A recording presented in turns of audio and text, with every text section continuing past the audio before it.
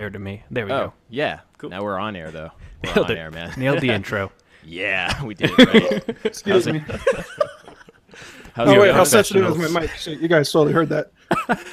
All right, we're clearly having a lot of fun here. Welcome to MUSICA ANALYTICA, which is my bastardized Latin pronunciation. This is the... It's real words. I guess, but sure. We just wanted to sound fancy. We're the music theory live stream. We have myself, Adam Neely. We have 12 Tone. We have 8-bit music theory, and we have Sideways. And we are going to be talking about music theory. Where did we leave off before we went on air? We were talking about cute elephants and how it would be funny to swear over. Yeah. Very, very serious academic discussion. Yeah. Because we are very serious academics. If I remember correctly, I was citing sources. That's true. That's true. Yeah. I don't remember what about, but... Yeah, I mean, either, but it's fucking sweet. The 1973 George Carlin, we're having discussion about obscenity, and no, we weren't. We were just quite funny. So we're basically, I guess the game plan for today is we're just going to talk about, I think Ed Sheeran was one of the things, the subject matter. And also maybe like talking about how we put together our videos. But beyond that, we'll be taking some questions from the chat, and then, I don't know, we'll talk music theory. Yeah, cool. Ed Sheeran. Is he a thief? Yes. No. Absolutely. Yes, Without question. Oh, yes, No. 100%. No, it's right there in the lawsuit. Marvin Gaye owns 4/4. Yeah, right? It actually is like one of the in the lawsuit. You see the comparison of the songs, and it specifically mentions both. What does it say? It's there are additional similarities between the songs. Both have 4 beats per measure. Oh, okay, all right. Yeah. So Marvin You Gaye get to owed- copyright that. Oh my god. I would do it. You know? Oh man, who I'd would never have to work again. I'm gonna copyright Blue, copyright 4/4. Oh god. Copyright, I don't know. Yeah, I mean, the lawsuit's kind of ridiculous. Like, I made this video talking about mainly some of the harmonic reasons why it's a little bit ridiculous to, like, lay claim to harmony. But there's so many really dumb things in the lawsuit, and it's perfect fodder for us because this is one of the times when music theory is actually relevant in the real world, where there's It's using music theory for evil. Ouch. Yeah. It's so painfully true. So what do you guys think? What do you guys think?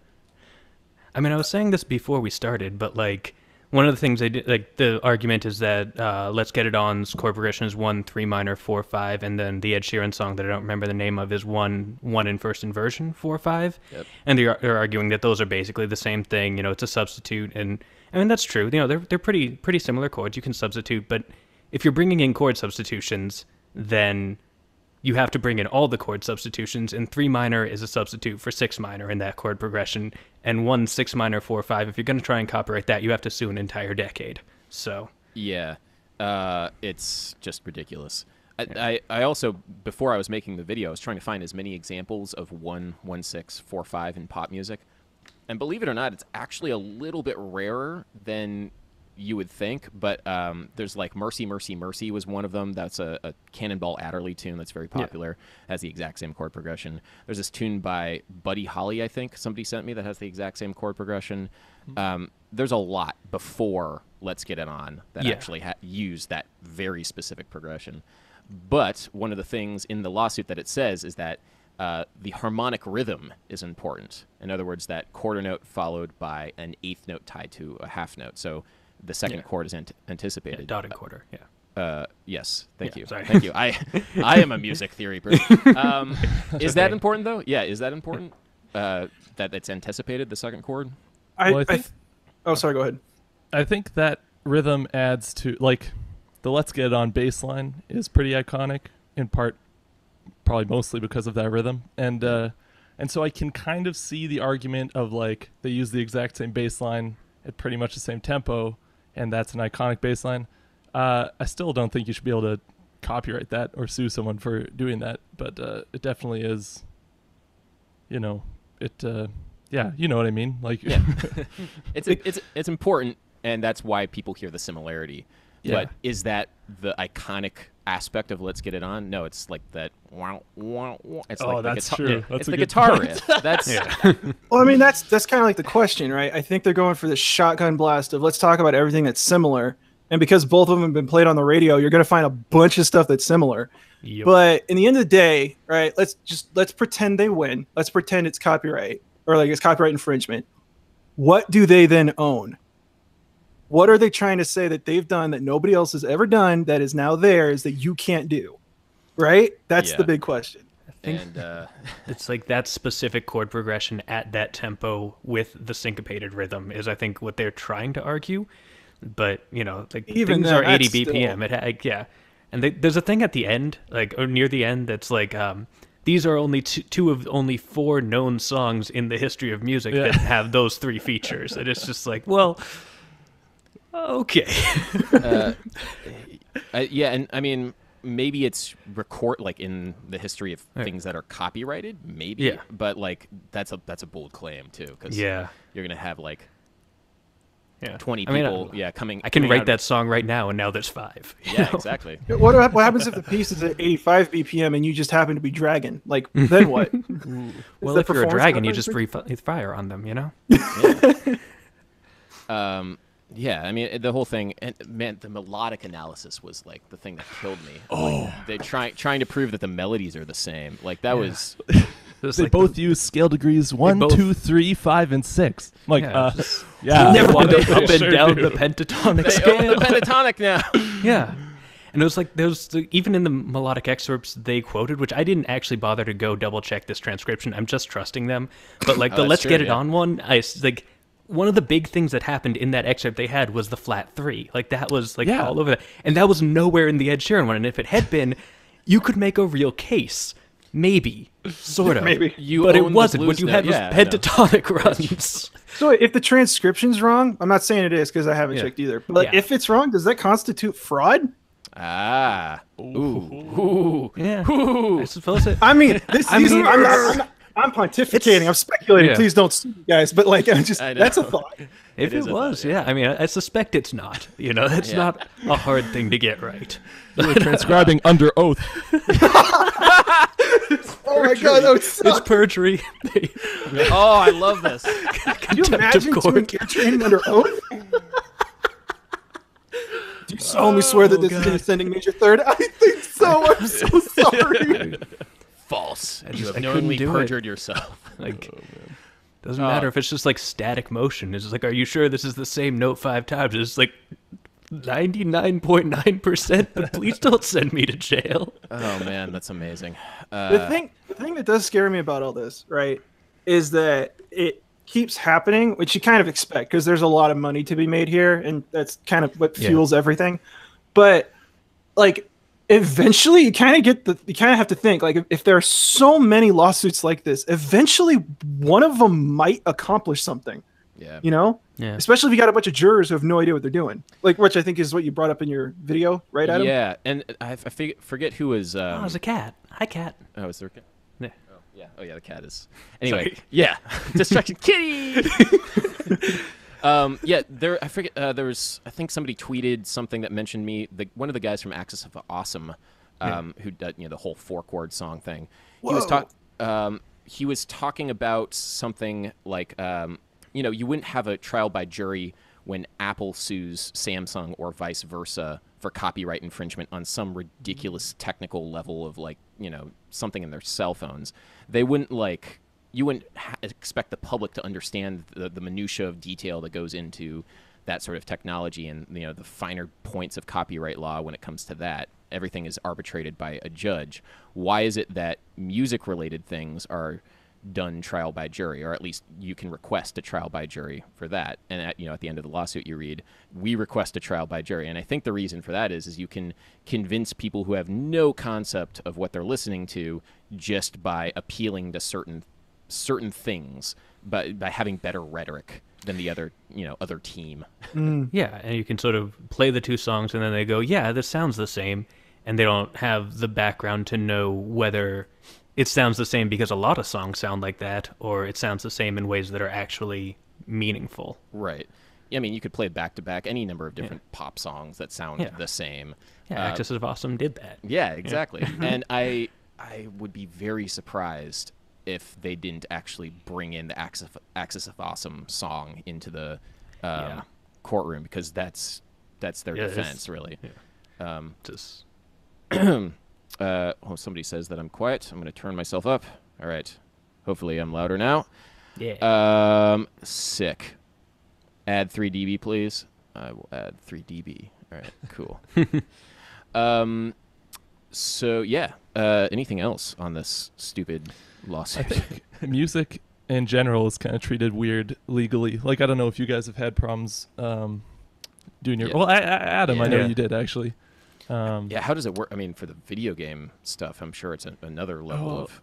It's actually weird. less terrible than I expected it to be. Just okay. like I've had a few videos demonetized, but I'm kind of like, yeah, that's fair. But Yeah. I don't know. It's weird because like I don't know, just the way things are copyrighted, and like technically, I don't think I should legally be allowed to do any of my videos. Maybe, Well, but I don't really know. It's not very clear to me, and I don't know how to it's find out. So critical analysis, the critique and commentary is under fair use. And you could also make the argument that it's almost a journalistic exercise. You're commenting on something that happened.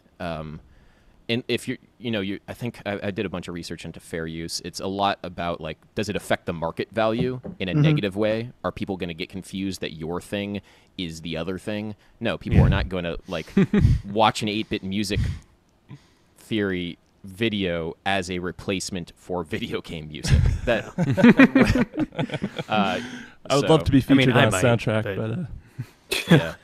actually, that's a good point. How would even, like, for the Marvin Gaye lawsuit, how would they even prove damages? Or like, no one is going out to buy a Marvin Gaye record and going, wait, Ed Sheeran's record is almost the same. I'll buy that instead. Like, I think that's easier just because Ed Sheeran's, like, had a bunch, like, whatever billion, whatever streams for that song.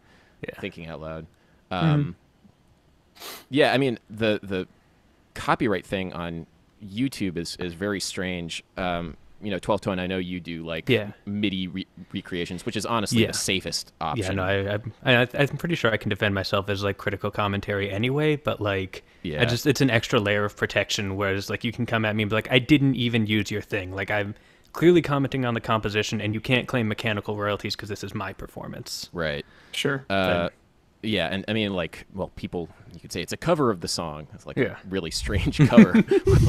Somebody talking a lot in between. Yeah. It's avant-garde. Yeah, it's avant-garde. Yeah, Totally. don't make fun of my art. It's a barrio sequenza. How does that work with the film music? Do you side by I get side? fucked. Yeah. there's no easy way to put it. I upload multiple versions of all my videos, and each one is ever so slightly different, and they're all like, my channel has so many videos, you could, like, easily double that. That's how many I've actually uploaded to YouTube. So every time I make a video, I'll upload it, and it'll be fine for 24 hours. Then you wake up one morning, and all of a sudden they're like, "Dude, you took the whole damn movie. How could you do this?" And I'm like, "Guys, chill out." Yeah. Do you ever get straight up copyright struck, or do you just get the demonetization? I get both, Yeah. and if I get the little yellow circle, I appeal it, and I haven't. I think I've lost one or two of those. Yeah. And then I've gotten straight up copyright struck, where you get the little, like, black line through the black dollar sign and the copyright symbol. And typically what I do for those is I'll unlist the video and I'll link it on Twitter and Patreon and be like, guys, here's the video, but I'm not making YouTube money if they're going to be like this, because I know I'm not screwing these guys over. Yeah. Right? But the thing is at the end of the day, YouTube's got to watch their own back. So as much as you could be like, oh, I'm not breaking the law, you're really within a smaller subset of what YouTube is trying to do and automate the process. And so, like, if I ever got sued, I'm pretty sure I'd be okay. But YouTube doesn't want to deal with me being that much of a troublemaker, so they don't want that risk. It's a little push and pull, But yeah, I get hammered by it all the time. It's kind of just the way it is. So I have a fun story. So I did sponsored content for this, the latest, John Coltrane album, Both Directions at Once, which means basically I made an ad for them, which was fun for me because in the description of what they wanted specifically for me to play examples from the album and talk about them. So in other words, in order to get paid for an advertisement, I needed to do what I have been wanting to do this whole time. And I'm like, yes, this is fantastic. And I didn't have much time to do it, so I didn't get as deep into the album as I wanted to. But immediately as I upload it, it's immediately demonetized because Content ID discovered that I was playing examples from the record. And like, I mean, it doesn't matter because I got paid for this ad, and that's fine, and it's great. But I'm like, this is hilarious. The only way that they want me to make videos where I play examples and then talk about them is if they're paying me, which makes no sense whatsoever. Like, anyway, so that it's such a strange system, but you know, we have our ways of like getting around it. But Yeah. I would love to just, you know, you don't need to pay me to play your music. I would just like to talk about Yeah, it. like any analysis I do is, if anything, going to drive people to go re-listen to the song, you know? Yeah. It's just... I mean, yeah, you do, man, like, it's just like you have a deeper appreciation, you have a better love of the music. Like, why is that a bad thing? That's the biggest thing I hate whenever people are like, you're causing market damages. Like, I can't tell you how many comments I've had where people are like, dude, I went back and rewatched the movie. Holy crap, it totally happens. Yeah. Like, people are buying shit because of my channel for you, dude. Like, this is free advertising. Especially for the movies, like that. That's a big thing because Yeah. it's a whole other market besides the music industry. This is the like music industry plus the movie industry. Like, it's a whole other layer of crap. So that's the interesting thing for me is every time I use like raw music, that causes more of a problem. I mean, depending on the situation, I tend to have to be more careful about just using an audio clip than having to use like a scene from a film. And I think that's because there's so much backlash from the film review community about being able to use clips at length and talk over them that it's kind of made it a little easier for me. Yeah. But I still got to kind of work between both of them. That's interesting. Yeah. It is interesting. Cool. Well, yeah. Where did we get? Yeah, we started with Ed Sheeran, and then we started talking about ourselves, and that's you know, the We're natural musicians, progression. you know? Cool. Well, maybe it's time to take a question from the chat. Yeah. Do you think YouTube should just let pay for a YouTube teacher license for using recorded music? That's interesting, like a YouTube teacher license. I could see that happening. I don't see. Well, I'll say this. I wouldn't mind that if I could just have a blanket license for using music in a specific way. You know, within reason, that'd be great. But I don't see YouTube implementing that at all. It'd be so easy to abuse. Yeah, way too easy to abuse. Maybe if you had like a certain subscriber count, but then like small manually, you know, you could submit and be like, I do this thing, and they can look at your body of work. But that's so much work for them. Yeah, I don't see that happening, I unfortunately. think Yeah, it'd be nice, but the logistics are probably too complicated. I think that would be just. I mean, obviously, it'd be great for us, Yeah. but oh well. Yeah, that would be fantastic. Yeah. Okay, other questions. Let's find another one. 12-tone looks nice. Oh, that's Thanks. nice. I'm going to copyright the pitches 20 hertz to 20,000 hertz. Okay. What makes a song make you cry? Oh, sideways. I think you might have some ideas on the Minor emotional triads, just minor triads. That's it. It's minor all there triads. is. Just playing them up and down the keyboard. You're good. minor Both triad. hands. Root position. Yep. Yeah, once you hit A minor, I'm gone. Yeah. Oh. Double entendre there. Get What- it? See? Yeah. Yeah, Hey. there we go. I'm very funny. Thank you. So actually, this is maybe a question for you guys. What piece of music, because I can think of a couple for myself, what piece of music consistently gives you goosebumps even now to this day after so many years? Jackson Brown's song for Adam. Ooh. It's the best, the most beautiful song I've ever heard, and I really Actually, recommend. If you haven't heard it, That's a song it's for just, me. it's so good. It's Okay, just like, I'll check that out after the stream. yeah, I have a lot of opinions about it. All of them good. I love it. Okay, sweet. For me, it's Jacqueline Dupre playing the Elgar Cello Concerto No. 1. It is unbelievably intense. Jacqueline Dupre is my favorite cello player. She is ridiculous. So check that out at some point. Yeah. All right. Or wait, I'm trying to think. Is it Yeah. like make you cry or just goosebumps? Either one. I'm just kind of piggybacking off of this guy. This Uh, question. Third movement of Brahms' Third Symphony. That gets me every time. That opening is really great. Third movement. And probably Fanfare for the Common Man by Copeland. Nice. That's a good one. I really like Superman. Like, I don't have a great reason for it. Listen to it all the time as a kid. Yeah, that's awesome. I just listened to this Julian Lage tune. I don't know how to say his name. The guitarist. I'll Be Seeing You. He does a solo. Oh, it's so good. The Live at the Blue Whale one? Yeah. Oh, my goodness. God. I know somebody who was at that concert, and it's like, oh, God. It's so good. If anybody hasn't checked out, I think it's Julian Lage. Lage, yeah. I think. I might. How do you spell it? Lage. It's just guitar trio. It's just jazz guitar trio. There's nothing special about that aspect. That sounds like a lot of notes. There are some notes. He's playing notes, but they're good notes. They're really good. It's the right ones. That's what's important. Yeah, don't play the bad notes. It's not like regular jazz where it's all the wrong notes. It's all the right notes. Yeah, it's only top shelf notes. It's just it just Maker's Mark and higher notes. I don't know whiskey, but that's the top shelf. I know. Jazz school, my buds and I used to joke that the music was only good if you got a good amount of notes per minute. Like if a song cost $1, but you got 1,000 notes in it, that was way better. Oh, I think there was there was somebody I read at some point that there was some orchestra where the first chair violinist was they're suing for more money because they played more notes than the percussionists did. Was it Yngwie? Yeah, Yngwie, the first chair violinist. I could see it. Yeah, so I found it funny, but it was like, well, yeah, you are playing more notes, but if you play a wrong note, that's less of an issue than if the percussionist comes in a measure early.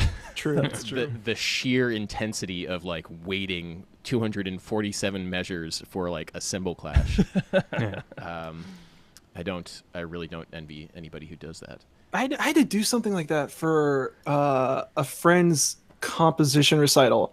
I was in charge of triggering all the electronics. Oh, yeah. And I can't remember what he did, but the first 3 or 4 movements, the electronics he would hit the button and then they'd start and they'd play and they'd go throughout the whole piece. But for the last movement, it was basically nothing until the last 3 measures of this 4-minute piece. So I'm sitting there and it's a bunch of multimeter, bunch of metric shifts. Everybody's in a different time key signature and crap. It's really hard to follow. But then I push the button and everybody hears the electronics and that's it. And that's the end of the piece. I was just sweating bullets the entire time, just shivering at the back of the auditorium. Nobody can see me. If I mess up, nobody can tell, right? Yeah, and if you have a good conductor, they'll cue you. But if he tried, yeah. But if it's in music school, nobody's a good conductor. So you're at tell me about it. The whim of your own counting. What are your musical guilty pleasures? What about them contrasts with music you're not embarrassed to admit you like? I've said this before. I don't think that there are such things as guilty pleasures, just things that you like that other people make fun of you for. But I'm a fan of early Kesha, We Are Who We Are and TikTok. Yeah. I like those tunes. They're fun. Yeah, So yeah, I'm a fan of early Kesha, and I haven't heard much late Kesha. What I've heard has been good too, but I'd largely agree. It's just I think I like what I like. People should like what they like, and you shouldn't have to apologize for it just because other people don't. Yeah. So I think the idea of guilty pleasures is not a super healthy way to look at art. No. One thing that I found is people often use taste as a means of feeling better than another person. Mm-hmm. So I like this because it's so much more complex. And congratulations, I can name 30 things more complex than your thing. Does that you suck now? So I mean, it's a thing that I see a lot. And I used to be like that a lot, and then I stopped because I wanted to like more things. I like liking things. I like liking music. Yes. Same. Cool. Maybe we can take this moment to talk about just the process of putting together videos, because we all put together videos with a pretty distinct style, and I just wanted to ask you guys what, I guess maybe going through the process of researching and how much time is spent per video, because I get asked that question all the time and I don't know the right way of answering it because I can just say a lot of time, but that doesn't really satisfy anybody's answers. So maybe like, you know, for me, it depends on what I'm putting together. So it's a shorter thing, or if it's a Q&A, it takes a lot less time than if I'm like doing experiments with like different like frequencies and like bringing in different musicians to play different things. Like, is there a conscious effort on you guys to like do a certain amount of work per video, or is it just the video is going to be done when it's done? I know for me, there's very much a process of actually getting the video done. The toughest part for me is not necessarily ideas, but kind of a general idea of what I'm gonna do for a video. Like there's sometimes when I walk out of the movie theater and I'll be like, yep, that's a video. Like Black Panther, great example. Just walked out there like, I'm talking the shit out of that. It's going to be awesome. It's also topical too. Like whenever you do a topical thing, people... I'm not super into the whole like topical thing. The reason I do videos like when they come out on DVD is because I really want to talk about it. And it's just like what's in the front of my head or off the top of my head. But like, I was going through my old stuff because I was looking for an old video game and I saw my Fantasia. And I was like, oh, I should talk about Fantasia. That'd be fun. Yeah. And it was a really great opportunity to do like program and absolute music and yada, yada, yada. So I have a stack of note cards on my desk. And every time I get an idea, just like, it'd be really cool to talk about this idea, find something that makes it relevant to people. You know, like if I want to talk about program music, I can use Fantasia as a vehicle to talk about that.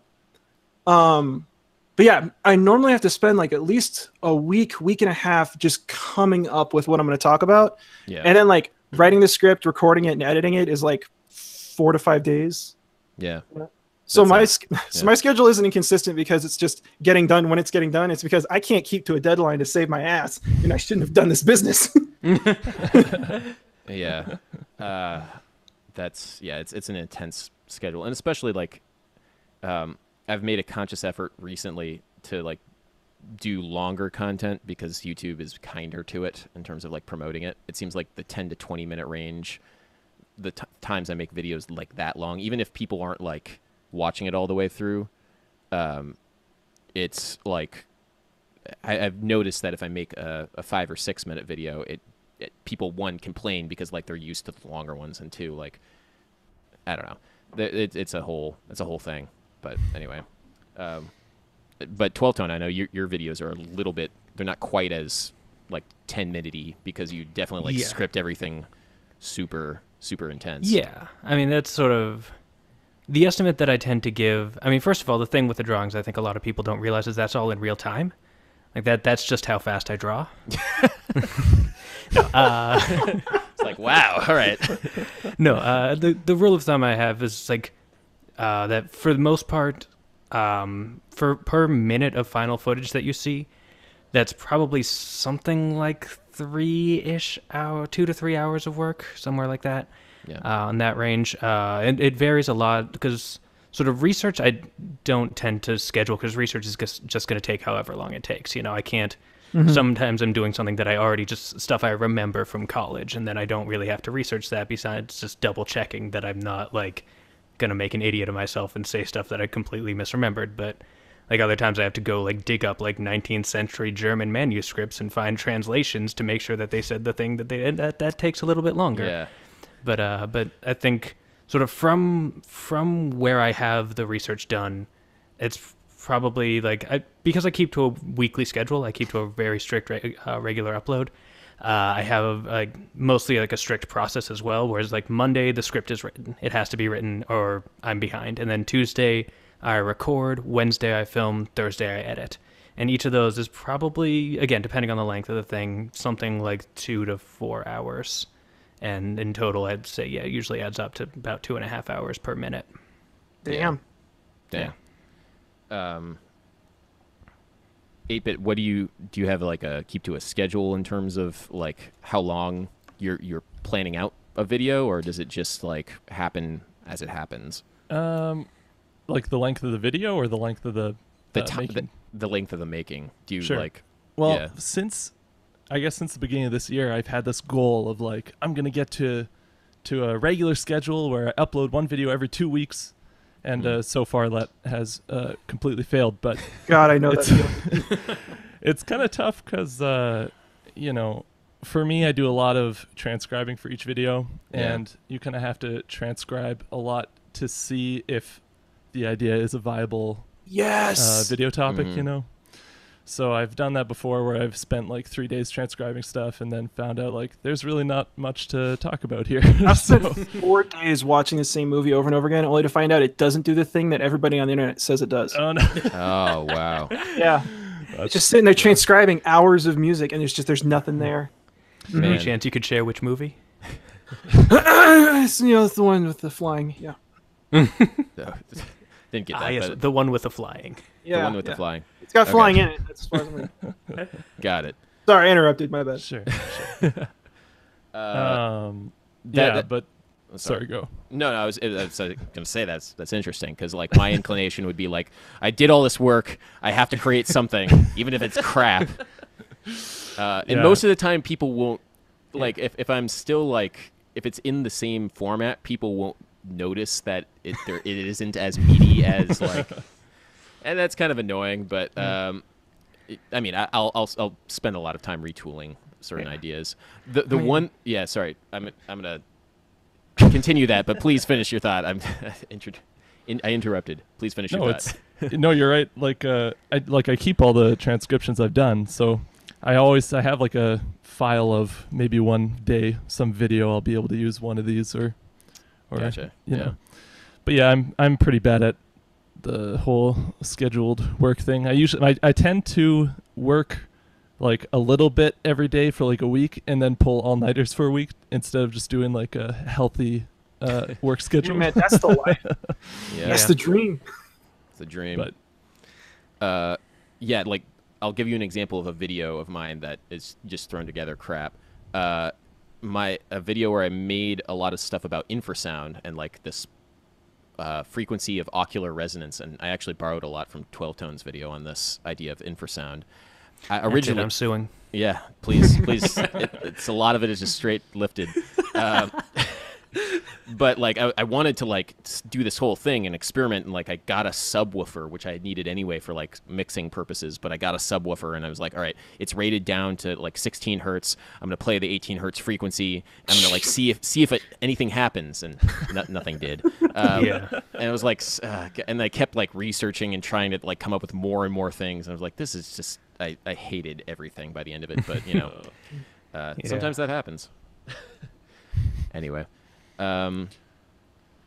Cool. See, like that's something else that happens with my videos is like I'll start looking into a topic and then find out that somebody else made that video. Yeah, that has happened a lot with 12 Tone. Yeah. I mean, that happens with you too. You know, it's just. I mean, one thing that like this happened back when I did the Conlon and Caro video. Yeah, And I yep. found like, oh hey, Adam's already done a video on this guy. So I watched the video and I was like, oh hey, he's doing a completely different take, and I'm just gonna try and approach this, focus less, because you were talking more about his life and sort of stuff, and I was just like, what if I just talked just about the math, you know, just Yeah. about the stuff, and just focused on that and brought a different thing. And also I think I linked to your video because I was like, this is a good companion, because you know there's more information than I can fit in one video because it takes me 2.5 hours to make 1 minute of footage, you know. Right, yeah. that's kind of what I love about YouTube though, is that like, you know, probably very few people out there know everything there is to know about one topic or one whatever movie or game or whatever it is. Yeah. But True. if you like a game or a movie, you can go watch hours of analysis about it, you know. Baby Driver. Yeah. Oh my god. There's a whole industry on Baby Driver. Seriously, I still haven't seen it. It's a good movie. I know it's like a cardinal liked it. sin, but I still haven't seen it. That's funny. Though there was one video recently where I was like really excited to make the topic, and then I was like, where do note names come from? I think was 12 Tones, I and made that exact video. Sorry. Yeah, and I was like, all right, well, I'm just gonna. I turned it into a Q&A and just like, Yeah. you know, linked to you. And there's also this great. I'm not sure if you guys know this YouTube channel, Early Music Sources. I know of them. I haven't watched much of their stuff, but Oh my god, it's really good. It's Nice. they put a lot of effort into, like, it's very high production value for this, for like learning about 15th and 16th century music. A lot of stuff I just have no idea, because like apparently the theory is radically different than anything else. There's Oh, like all different- the old counterpoint rules. it even older than that, like before everything became like super codified. Like Which like Nooms and Musica Ficta.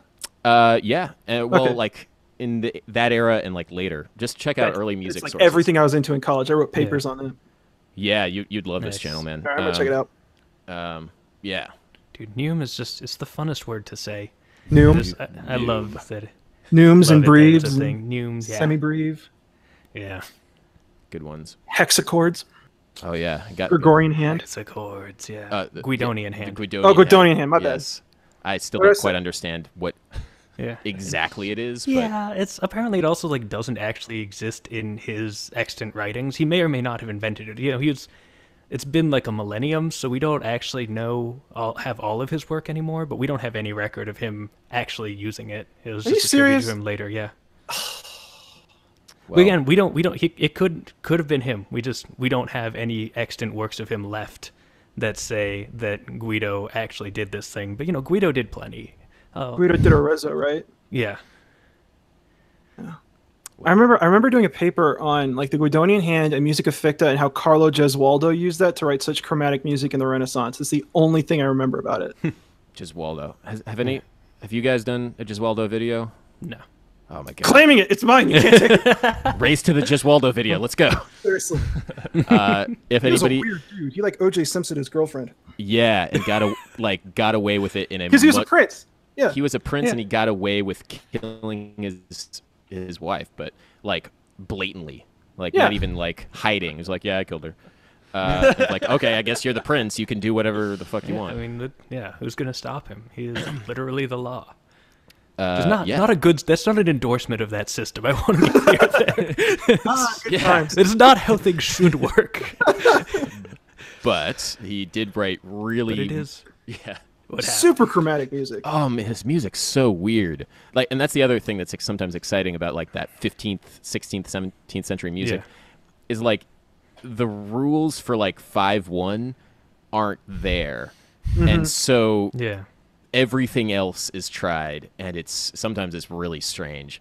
There's this, oh god, what's the name of this? There's this Italian guy who like invented all these crazy like microtonal organs and harpsichords at that time, like Vincenzo. Crap.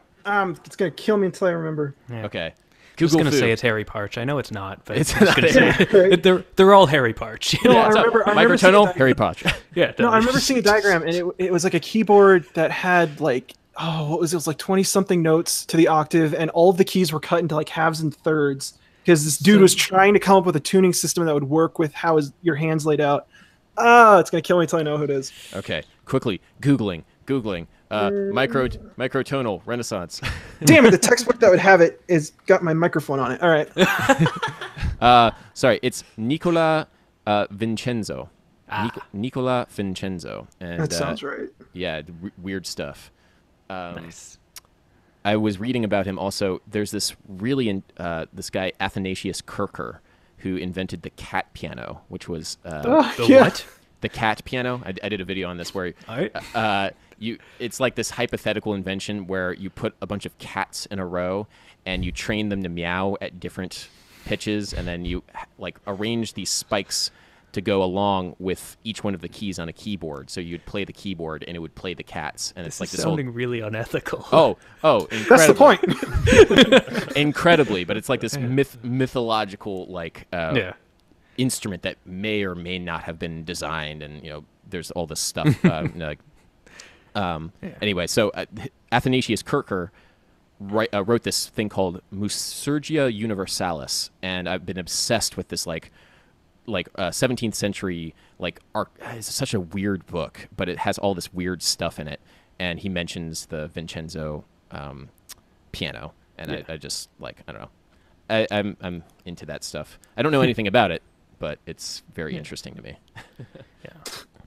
On that, like a little bit. This is later, but like I mentioned, like the 19th century theory textbook. Oh, which yeah. Again, 19th century is we have a lot of the rules that, but like it's still like it was such a weird experience reading it because it's like it's not quite what I know, but it's like it's familiar, and those he kept doing this thing. It's Gottfried Weber, by the way. I believe it's called On the Composition of Music, I think. And that's the English translation. It was originally German. But he keeps doing this thing like very explicitly where he's like, this is true. I believe this is true, but I have no idea how to prove it, but I'm just going to assume it, which this is a fact now. And Yeah. like one thing that like stood out to me was he was like, you may have noticed that the one chord and the 4 chord change qualities together, so they're either both major or both minor. But the 5 chord doesn't. It stays major all the time. That's weird. I don't know what that's about. It's a fact. Wow. Just God. like, I'm saying there's like 21st century theorist eyes. Like, no, ask one more question.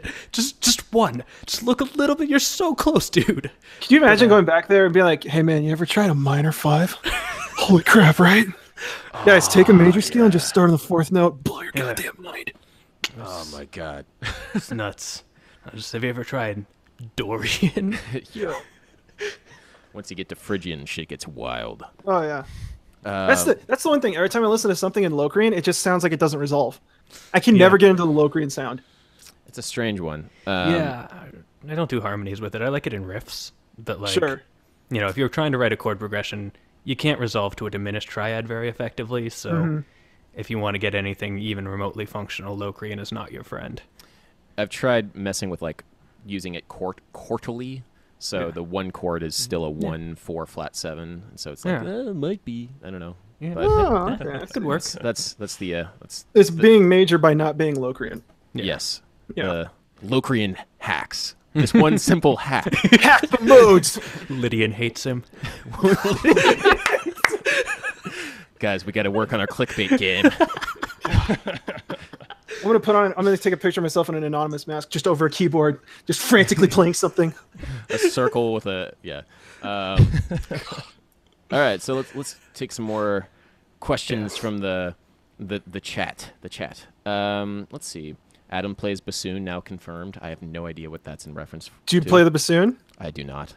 Why not? Well, unconfirmed. Oh, unconfirmed, yes. You're the big guy. But if someone out there in the chat wants to play Adam's like intro riff on bassoon and send that to me, Oh, that'd be cool. great. That'd be really Absolutely sweet. make it happen.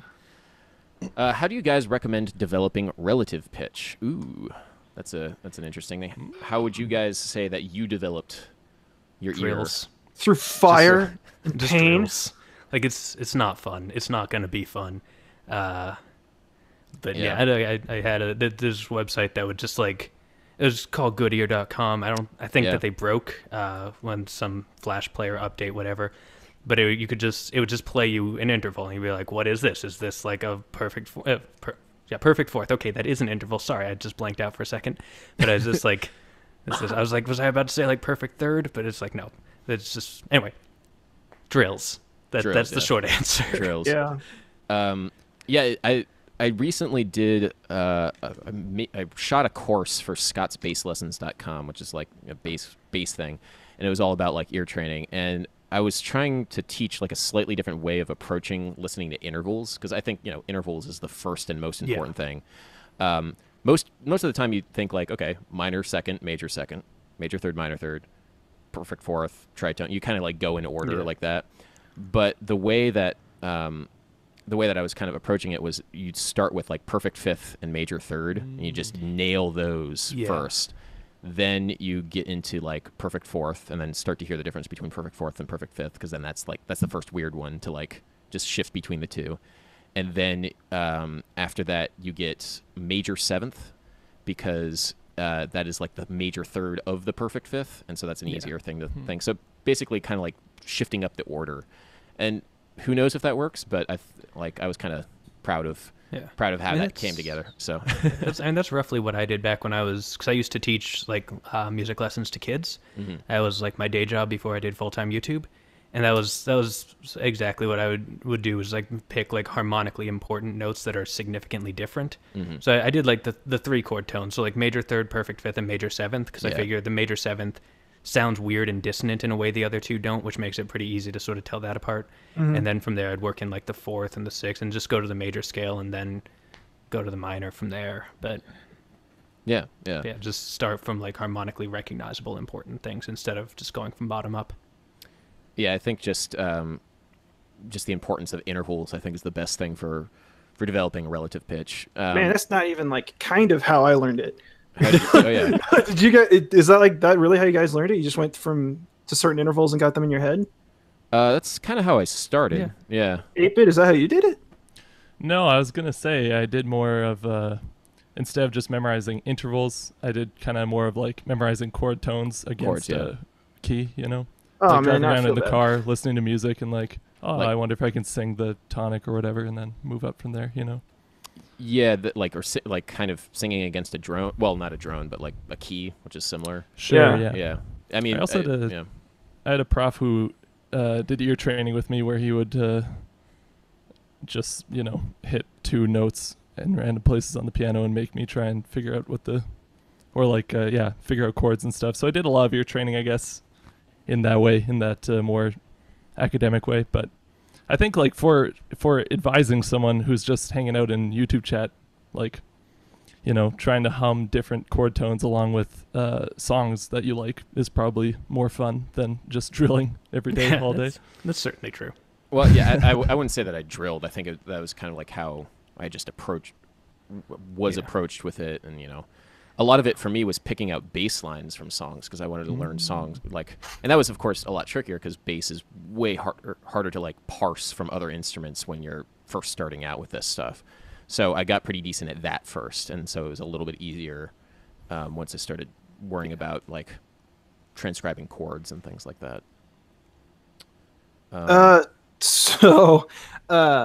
When I started learning ear training, did you guys all start ear training in like private lessons growing up, or?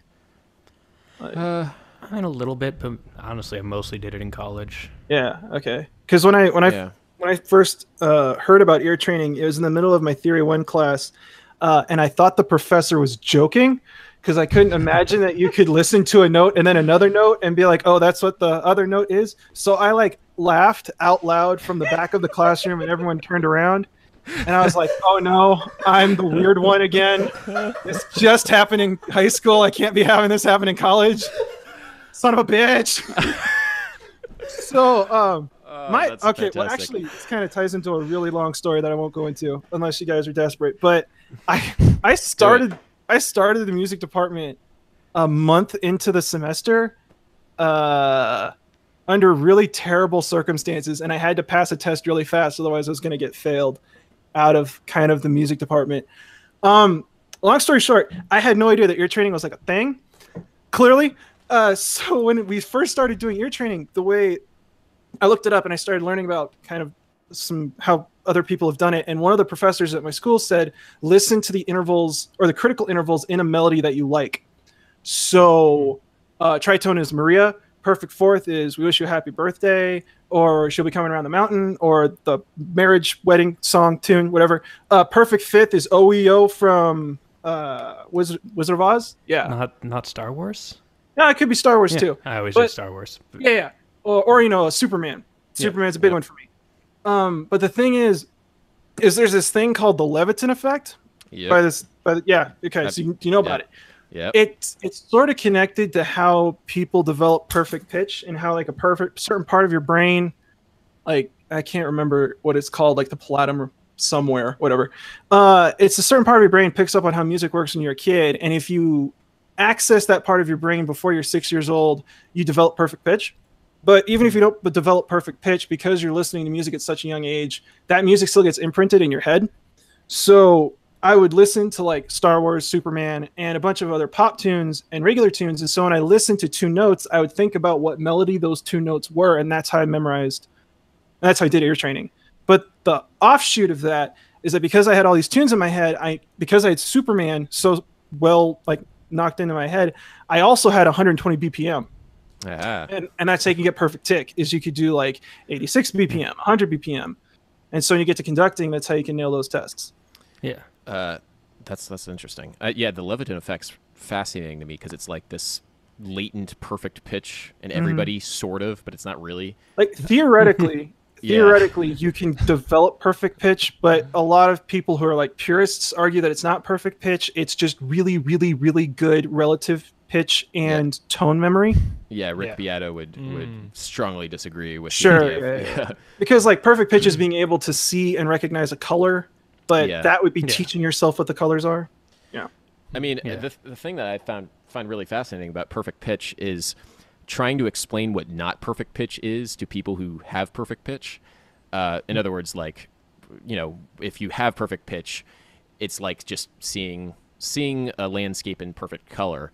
And to somebody who doesn't have perfect pitch, it's like seeing a landscape in like black and white. But if somebody tells you that the tree is green, then you can see everything in color. Which is like it's like such a strange idea, but that's what it is. Yeah, that's really funny. So like, or like saying, like telling them incorrectly that the tree is purple and then seeing it in a different, like, you know, different shades because the tree is purple. That's kind of like how I think about it. Well, the thing that scares me about that is I've heard stories, I think you guys might have talked about it as well, where you get some parent who tried to give their kid perfect pitch, but they gave them perfect pitch on an out-of-tune piano. Yep. So now their perfect pitch is off?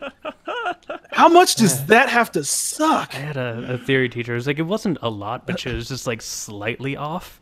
Because she would tell these stories. It was like, this is like really intense, but like when she was a kid, she would just like lie on the piano bench, like face down, and just reach up and press random keys and try and guess what they were. So, and then like that's how she got perfect pitch. But like again, it was slightly out of tune, and yeah. Wow. I had a friend or somebody I knew in high school who got like wisdom tooth surgery, but because, you know, when you get surgery to like remove it, like sometimes they take a little bit out of the jaw or something like that, ruined his perfect pitch, which is interesting. Well, because because you know the jawbone is pretty essential to like how we hear things. Apparently, I learned that then, but that was an interesting sort of thing. Holy crap, that sucks. So you could have your perfect pitch surgically removed. Okay, good to know. Good to know. I don't know why we want that, but that's terrifying. All right. So, aren't all pianos slightly off tune? Somebody asks. Yeah. Yeah. It depends. Probably. Yeah. Depends on what your definitions are, what you think correct tuning is, but yeah. That's so complicated. Talk to a piano tuner sometime, and they will talk your ear off about stretch tuning versus equal tuning, and like because it's not just equal temperament versus not equal temperament. It's like how the piano strings themselves deal with being struck. And then, so you have to like retune certain notes like higher because of the inharmonicity. Is that the right word? Inharmonicity? Yeah, I think so. Inharmonic qualities. Inharmonicity. That's the word. Yes, thank you. So yeah, certain strings will have weird overtones. So yeah, pianos are all kind of out of tune. Yeah. Yeah. Just use a keyboard. Lol. Okay. It's a good. Yes, fair point. Words of wisdom. That's a big piece of advice I give is without my electric piano, because my electric piano is hammer action. Without that, I would not have graduated college.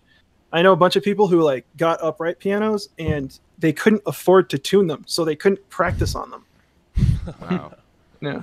Yeah. Yeah. So if you're going to school for piano, get yourself an electric piano. It's totally worth it. Yeah. Make sure it has good action, but yeah. Yeah. So somebody asks, this is a good one because this is actually related to a subject that I was going to make a video on. What's your opinion on separating art from artist, which is what we were talking about a little bit earlier? I really like Charles Ives, but I'm torn when he genders chords, i.e. dissonance is masculine/macho. And there's this book, I think, called Feminist Music Theory.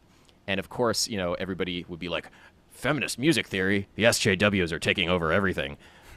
It's a fascinating book. It's a really interesting book. I forget the author, but she was basically writing about this idea that a lot of music theorists did at some point, and composers did, of assigning gender to certain chords. And it's actually normally the other way around, I think. Or maybe it is. I don't know. There's like the feminine cadence and the masculine cadence. That was something we learned about in our music history class, was when you're reading these old texts, be aware that sometimes an authentic cadence will be called a masculine cadence, and a half cadence or some kind of Phrygian imperfect cadence will be called feminine. the way I've thought about it is, or heard about it, is that the masculine cadence occurs when the dominant is on the weak harmonic pulse, and the tonic is on the strong, and feminine is the reverse of that. No. That's an interesting way to look at it. Yeah. Well, I mean, it's nice that there's an idea behind that, you know, the 5 chord resolving in a certain way, like the 5 chord being on the strong beat has a different feeling than the 1 chord being on the strong beat, whether or not that's masculine or feminine. Yeah, who knows? It's a but good idea. It just needs a better name. Yeah, it needs updating. Or it just needs a word for it, because we don't have a typical word for it. Well, that wouldn't necessarily be the same thing. Like, what if you have a 5 chord on the downbeat of a measure, but that's also your cadence? But it's all about, oh, you mean resolving to a 5 chord? Yeah, like what if you have the 5 chord on the downbeat of the measure, but it's also your cadence? That'd be a masculine half cadence. I guess, yeah. So they're not the same. But what does the 5 chord do after that? Does it resolve to a 1, or does it? Because the 5 chord is, if it has dominant function, that's the whole idea. Is like if it has dominant function, resolving to something. I'm thinking else. more of like cadential formula kind of thing. Yeah. Gotcha. Right. Yeah, because like harmonic rhythm does influence the feeling of chords, but here's the question: the gender. What is like? Yeah. But anyway, so I found that book kind of interesting. If anybody wants to read it, because it's a really, really interesting idea on just like the history of gender in music theory, something that nobody thinks about because it's not even a subject right now. But it's just. And I mean, if you just a thing that is worth keeping in mind, just as people who work as music theorists, is just like even today, it's an overwhelmingly male field. God, like, yes. If you look at the survey of earned doctorates, 4 dudes right here. Yeah. Oh, yeah. But like even like if you look at like the survey of earned doctorates, it's I think 30% women in music theory and composition. That's shockingly high. I would have thought it would. That be honestly, more. It's like, damn, that's good. Yeah, progress. But it's just like there's a lot of stuff that sort of goes unquestioned because we're just all men and we're coming at that from a male perspective. There's so much about like music that's like this archaic profession that makes it really easy to just like spend all day listening and watching and reading these 17th century ideas and then just like, oh wait, hold on, no, it's 2018. Yeah. You know? Yeah. I mean, like, it's like, trying to get inside the head of a 18th century composer, but then you realize that they have incredibly racist views.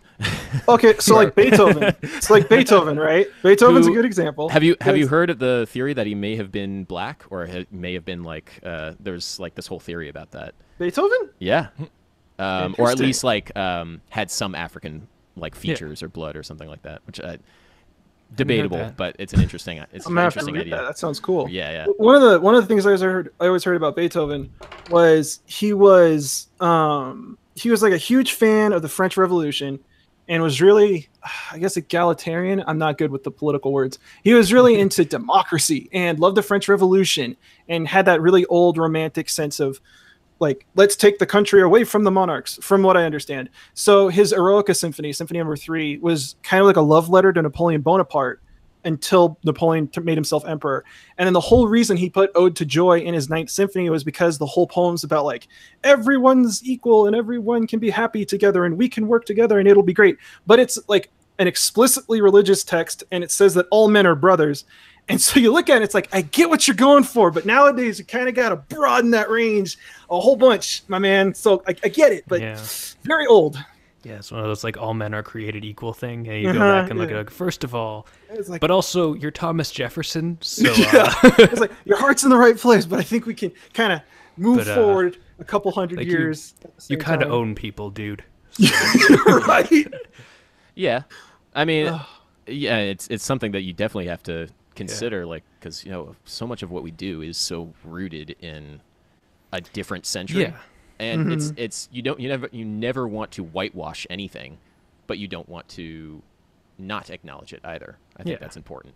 But whitewashing it and like I think that's completely the wrong. Not that any of us would ever suggest that, but that that might be the inclination. Okay.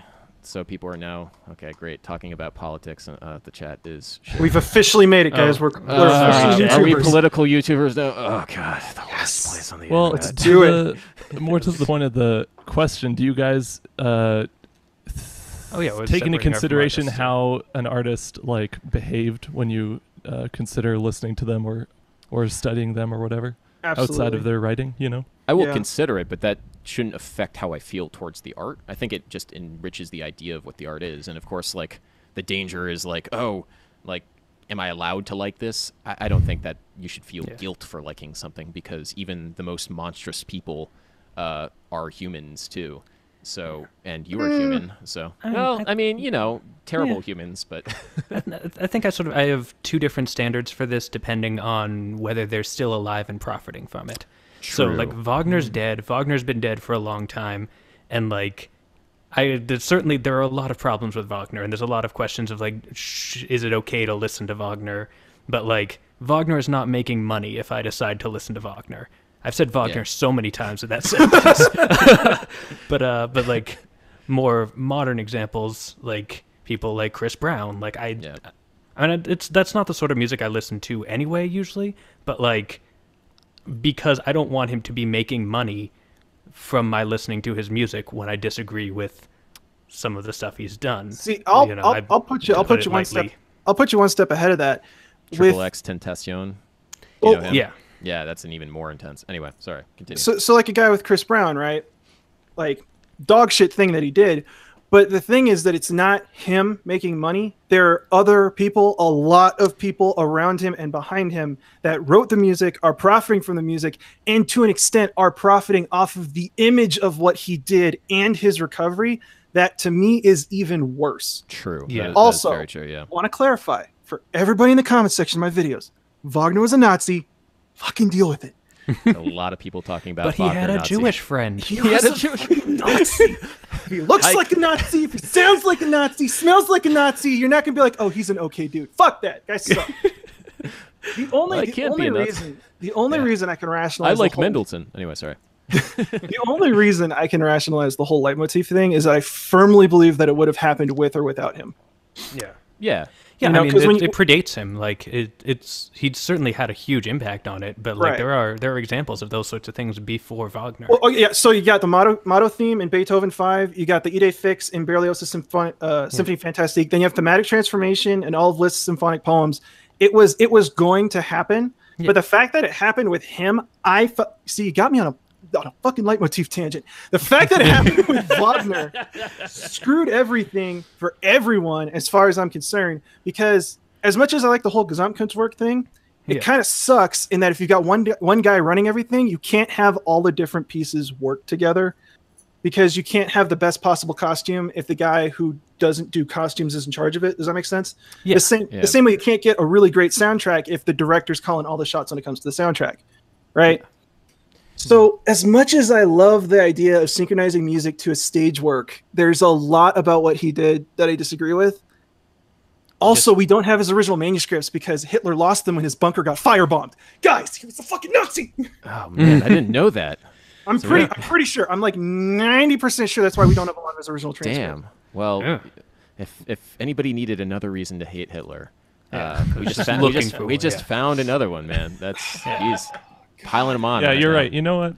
That in case anyone couldn't tell, Adam gave Ethan permission to swear on this. Oh stream. yeah, yes. We're talking about Hitler, swearing, politics.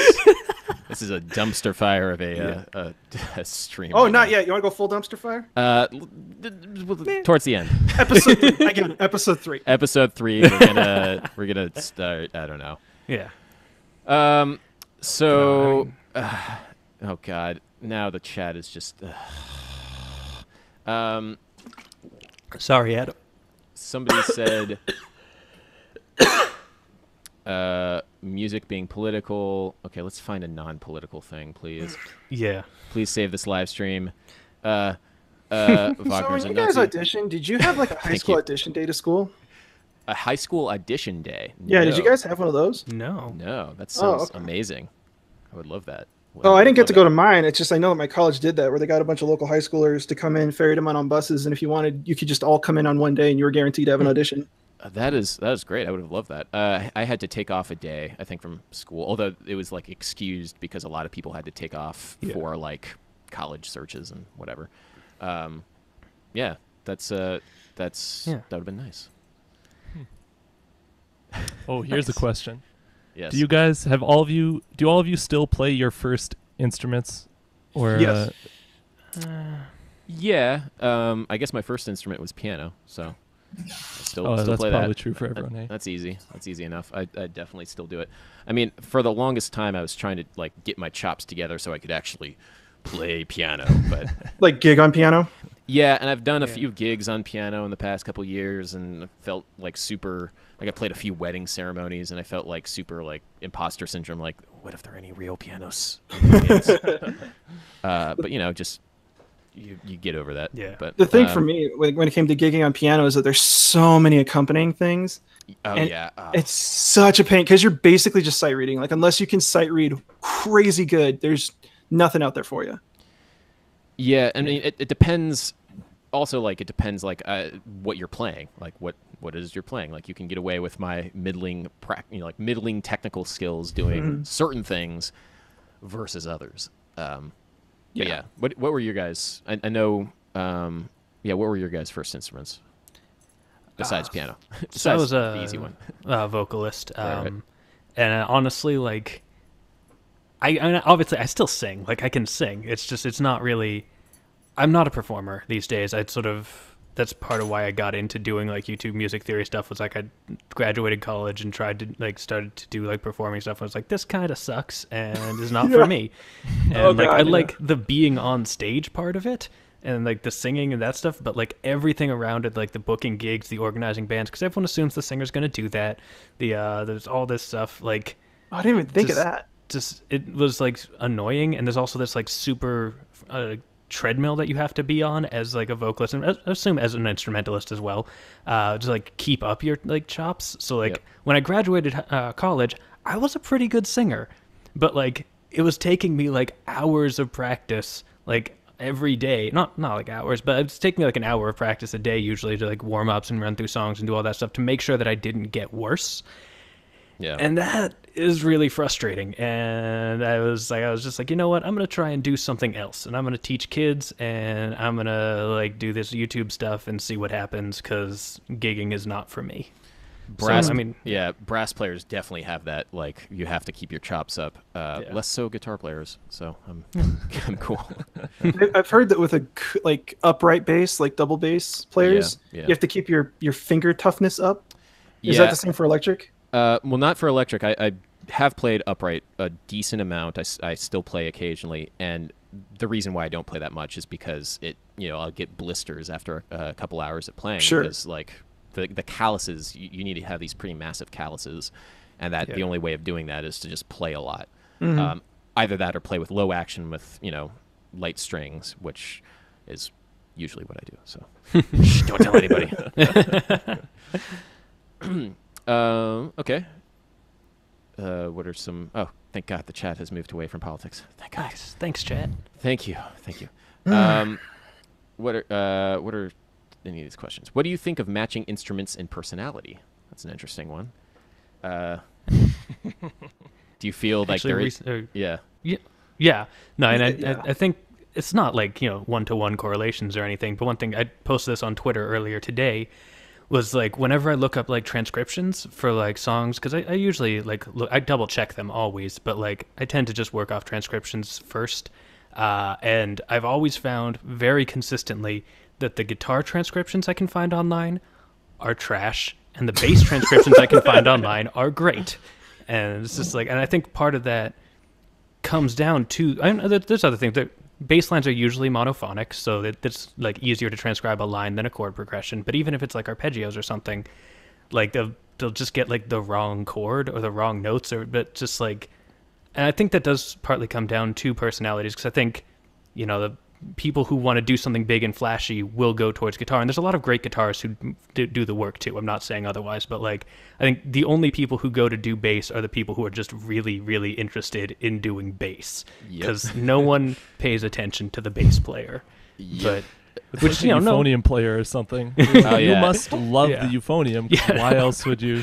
Man, I don't know what it was, but in my composition studio, including the professor, there were like 5 trombone players. interesting. Yeah. For composition. For composition, yeah, they all Actually, gravitated I've in that noticed that direction. too. That's really. Trombone. Thank you. I knew it was a pattern. All right. I cool. never like noticed it until you said that, but totally, yeah. Well, Yeah. I hate to say it this way, but tuba players generally have the same vibe. I'm just gonna say that. I'm just gonna say that. That's probably the most offensive thing I'm gonna say in this chat. Also and we just- talked about Nazis too. So. Yeah. Just like, and as a vocalist, I can say, work with as few vocalists as you can. Just Oh like, my Oh, god! yeah. You guys want to hear the best goddamn story about vocals? No offense. All right, let's get into I our once got vocalist ghosted rant. by the whole damn vocal department, professors and the students, all of them. So it's my composition recital, and you're supposed to get people to perform your recital, whatever. So my professor wants me to do a vocal piece. It's like a choir piece. I put it together. I set some Shakespeare to it. Who cares? Whatever. Yeah. He listens to it and he goes, "Oh, this is pretty good. We should have one of the vocal ensembles read it." So I didn't get the top group. I didn't get the bottom group. I got the group in the middle. So they read it. I listened to it. It's like, oh, cool. This is such a great experience. Now I understand how important copy work is. Blah, blah, blah, blah, blah. And overnight, like the next goddamn day, all of a sudden, "Hi, Ethan." "Oh, hi, person who's been in my class for 2 years who never said anything to me." "Hi, Ethan. How you doing?" "Oh, again, complete stranger. I have no idea who you are." Everybody in the building suddenly knows, "Oh, hi, how you doing?" This, blah, blah, blah, blah. Semester goes by. Got to put my recital together. And I added 2 more movements to this vocal piece. All these people love it. I'm like, why the shit not put that on my recital? It's a good 8 minutes of time that I don't have to write music for. So I go back to the ensemble. Everyone's nice to me. We're doing homework together. I get friends on Facebook. It's wonderful. Oh my gosh, rainbows and butterflies and fantastic. So, okay. I sense salt in this story. yeah, Don't you this is going wait for it. somewhere. It's the exact There's some same. Himalayan rock salt all over It's this. the exact We're on the same 5. ensemble. It's the exact same professor. It's the exact same goddamn TA. And I print out a sign-up sheet, and it's SSAATTBB, right? 8 parts. I only need 8 people. It's my recital. It doesn't have to be good. We all know what's going on here. I will pay you in beer and pizza. Por favor, help me. So I put up the sign-up sheet. I wait to the end of class, like, "Hi, it's me again. It's been so much fun, this and that. I've learned so much. The same BS you got to feed everybody when you're in the music department. I just want to have a wonderful learning experience with my recital. It'd be so great to meet you." I get like 11 signatures, 2 basses, 2 tenors, like 3 altos, and a bunch of sopranos. So that night, I email everybody the score, and I wait like a week. Then I email everybody. It's like, "Okay, guys, what time are we going to be able to pull off? What time is going to be good for you? When can we start rehearsing?" Nothing. Months go by, and I'm emailing, "Guys, can I get like one person?" And I'm bumping into them in the hallway, like, "Hey, when can we rehearse? When can we do this?" And immediately it's like, okay, this isn't going to work. I'm not going to be able to get everybody together. They're super busy. I'm going to have to do something else. So I figure I can record them all one at a time, because this was the point where Eric Whitaker was putting out his YouTube choir things. Yeah. And I was like, maybe I could record them singing, layer them on top of each other, have that be a thing. Maybe I can convince my composition professor to do it. Nobody's responding to any of my emails. It's like 3 or 4 months go by. Not a single one have responded. It's gotten to the point where they're starting to not show up to the classes we have together because they're tired of me asking them. I have their names and signatures on a piece of goddamn paper that I showed people. Maybe they just didn't like Shakespeare. Maybe Yeah, that's what I figured. It'd be really nice if they could just let me know. I go to my professor. My professor emails their professors, and I told the teacher on them, trying to get someone to work something out. Every single one of them ditched out on me. I was carrying my Yeti through the hallway looking for people. Found one, got him to record it. Sounded awful. Like, fine, whatever. Oh, God. It's the week of my recital, and my 8-minute piece is not together. And I ended up bribing 2 flute players to do a multi-track recording on bass flute for it. And that's how I got it to work out. But one of the dudes was like a grad student who was trying to get into the composition department, and he signed up, and he stopped talking to me, and he still wanted into the composition department. And my professor looked at him and was like, "So why didn't you do the thing that you signed up to do?" And it was the greatest moment of my life. Nice. So yeah, I got ghosted by the entire vocal department. Yeah. Well, We're not trustworthy. Yeah, terrible people. I will say this. Incredibly rewarding to learn how to work with vocalists and accompany them. Yeah. Yeah. And that's how you get paid. Yeah. No, it's this is the thing with like as an accompanist, because accompanying is different than playing music. It really is. It's a different experience, and sometimes it can be really good if you're on the same wavelength with somebody and you work with them for a while. There are a couple singers that I've worked with a lot just as like playing guitar behind them, and it's just interesting because you understand a little bit more about how to follow. It's kind of like a conductor, like how you follow conductor, like by listening to when they breathe, listening to when like they shape a line, if they're good. If they're not, if they're a pain in the ass and like something's wrong. What's wrong? It doesn't sound right. Gotten that a lot. What chords are you playing? The same chords I was playing the whole song. It's a 4-chord song. Yeah, but it doesn't sound right here. Mm-hmm. And then, like, years later, you realize that they were just talking about tempo, and they didn't know how to communicate that. Oh, I heard this. I don't know if this is true, but I heard this great story about Tony Bennett rehearsing with this like new pianist, and the pianist makes a mistake or something, and so he stops the whole band and he goes, "You, what chord did you just play?" And he goes, D minor." And he goes, "That's it. No more minor chords. Take all the minor chords out." What? That's amazing. I can vividly remember being in the accompanying class, and the professor's like, "Now try not to have it be them leading and you just supporting them. Remember, it's a duet." And we all laughed. As a jazz musician, I'd love to hear about your experience with singer's disease. It's all about me. I mean, honestly, like I get a chance to work with some pretty awesome singers, so I don't get that much experience. I don't have much of that, and I don't know. One of the things that I've noticed on the internet is a lot of people want to complain about singers, and it's great, including present company. I mean, you gotta have a reason, right? No, like your grade is on the line, getting delayed graduation. If you make a commitment to someone, sounds like a relationship. And there really is a relationship between singers and instrumentalists. Yeah. And, of course, there is going to be tension there all the time. Yeah. I mean, the thing is with being a vocalist specifically is it's just you. Like, it is you on stage and nothing else. You got to be able to have that shield up. Like, I'm good. I can do this. I can handle it. Breathe and go. Absolutely. Right? Yeah. One of the things, and I've had this discussion with singers, like just in terms of, like, mindset for performing. One thing that one of them brought up was, like, that's great, but you can hide behind your instruments. Absolutely. Especially if it's literally a piano. And yeah, I mean, it's not even hiding. It's literally it's not you. It's the instrument. It's like with the singer, it's you that people are judging. It's also the spotlight is on you. Imagine the only other equivalent is if you got on stage and played solo for whatever instrument that you play. That's really the only thing, because that's the only time that people are going to be like looking at you with the degree of scrutiny that people look at a solo singer. You know, so that's very true. And sorry, I didn't mean to cut you off there. No, but, I'm done. I'm done. No, it's just, I mean, it's a very different experience of making music than playing an instrument, because like I play some piano, and it's like like I can just be like, I'm gonna press these buttons and they're gonna make this sound. Like I know what sound the buttons make. Yep. But like with my voice, when I'm singing, there's not that sort of step where I'm like, okay, now I need to press F and then I will sing F. I just think the pitch, and so it's in some ways, I guess, more intuitive, but in other ways it cuts you off from a lot of the more nuanced, sort of complex parts of what's going on in the music, because it comes not necessarily naturally, but not through the same pathways that it does on an instrument. Well, you're thinking a lot more physically, like how do I produce this sound? Like what do I need to move in my body to do that? And so you're a lot more focused on that aspect of it versus okay, I press these 3 buttons, it's going to come out. So now I have the opportunity to start thinking a little bit more about what these 3 buttons mean. Oh, these 3 buttons are an F major triad. Okay. Yeah. And, you know, it's a different headspace altogether. Yeah. Yeah, like as a piano player. Sorry, go ahead. Oh, no, go ahead. As a piano player, a violin terrifies me.